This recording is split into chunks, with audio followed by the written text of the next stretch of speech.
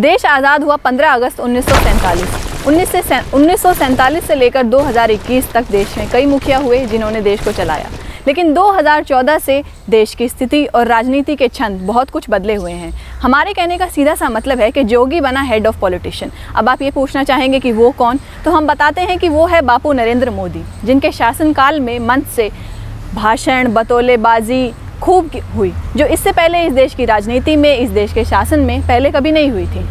निस्संदेह बापू नरेंद्र मोदी एक बहुत ही अच्छे प्रवक्ता हैं, परंतु प्रवक्ता के रूप में उनका प्रधानमंत्री पद कहीं छुप जाता है। वो गरिमा नहीं रहती, वो डेकोरम नहीं रहता। कारण सत्ता की भूख।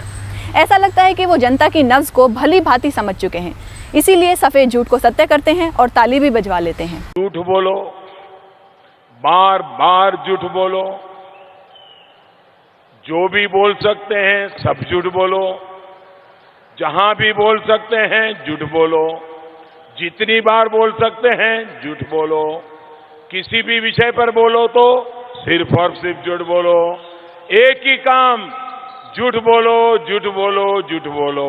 सजन रे झूठ मत बोलो, खुदा के पास जाना है, न हाथी है न घोड़ा है, वहाँ पैदल ही जाना है।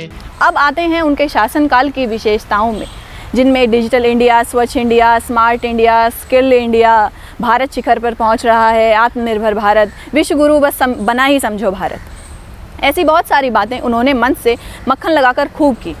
70 साल का आलाप गाते हैं, लेकिन ये भूल जाते हैं कि 70 सालों में ऐसा कोई भी प्रधानमंत्री नहीं हुआ जिसने नफरत, घृणा, अहंकार, मेरे सिवा कोई नहीं ऐसे शब्दों का प्रयोग किया हो। हम आपको बताना चाहते हैं कि 2014 से पहले का भारत मोदी जी के न्यू इंडिया से लाख टका अच्छा है। उसमें आपसी प्रेम था, सद्भाव था, एक दूसरे के प्रति प्रेम था, एक दूसरे की भावनाओं को समझा जाता था, विपक्षी पार्टियों के बीच में तालमेल था।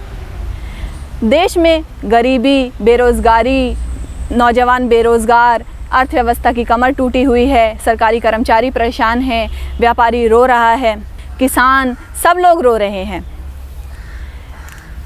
इमरजेंसी से भी ज़्यादा मोदी जी के न्यू इंडिया में हर बात पर सेंसर था। इन सब बातों के पीछे सिर्फ और सिर्फ एक ही उद्देश्य था, और वो था हठधर्मी मोदी जी की और अपने शासनकाल को चमकाना। नोटबंदी की कोई ज़रूरत नहीं थी, जीएसटी की कोई ज़रूरत नहीं थी।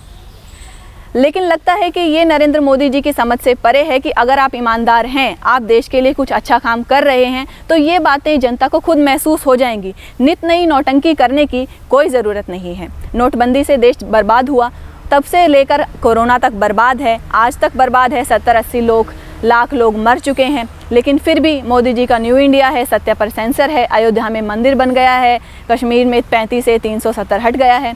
इन सब बातों से देश के 135 करोड़ लोगों को कोई लेना देना नहीं है। इससे भाजपा के 5 करोड़ लोगों को लेना देना हो सकता है, लेकिन इससे देश के नौजवानों को, गरीबों को, अर्थव्यवस्था को, इन सब बातों से कोई मतलब नहीं है। 70 साल करते करते देश का भला होने वाला नहीं है। 70 सालों के सामने आपके 7 साल कुछ भी नहीं है। कांग्रेस, राहुल गांधी अगर किन्हीं मुद्दों पर बहस करना भी चाहते हैं और विपक्षी पार्टियां, किसान अपने मुद्दे रखना चाहती हैं, तो उनसे भागने से कुछ होने वाला नहीं है। इससे देश का कल्याण होने वाला नहीं है। इससे सिर्फ यही जाहिर होता है कि आप परिस्थितियों से भाग रहे हैं, घबरा रहे हैं और उनका सामना नहीं कर पा रहे हैं।